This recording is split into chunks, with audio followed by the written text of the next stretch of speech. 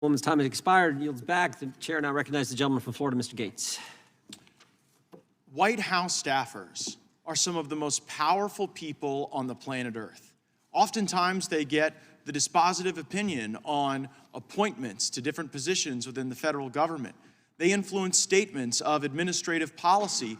They initiate regulatory reform. They often have a significant voice on legislation that is considered and approved.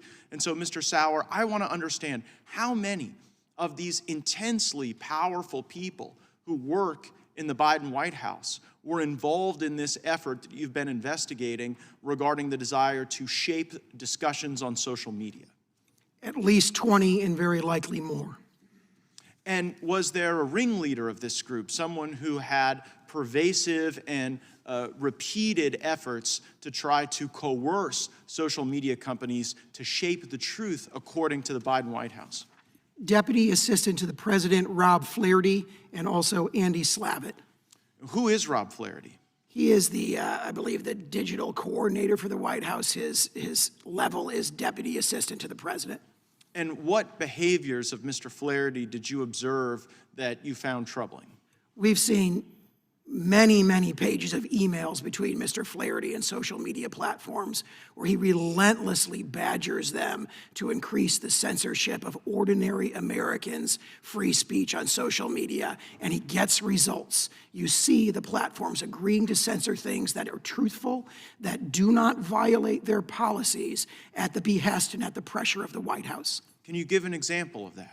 One great example of this is the Tucker Carlson video that was going viral in April of 2021, where Mr. Flaherty and other White House officials were emailing Facebook privately demanding that it be censored.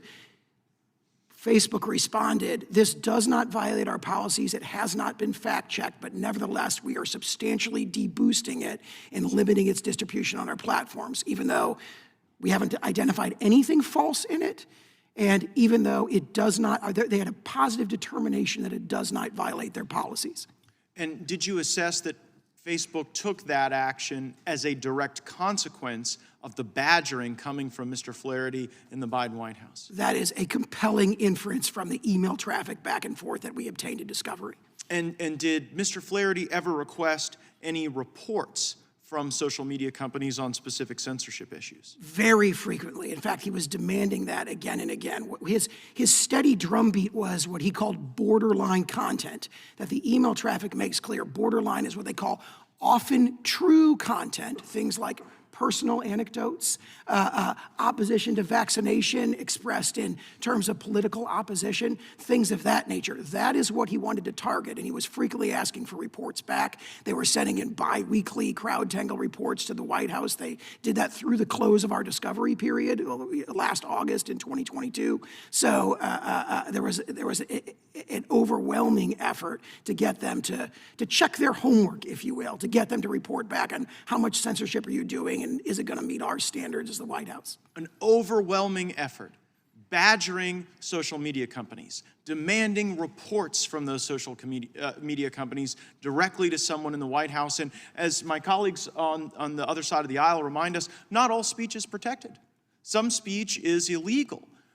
Did you see Mr. Flaherty constrain his concern to unlawful speech, or did you often see this badgering and this demand for reports from entirely lawful speech?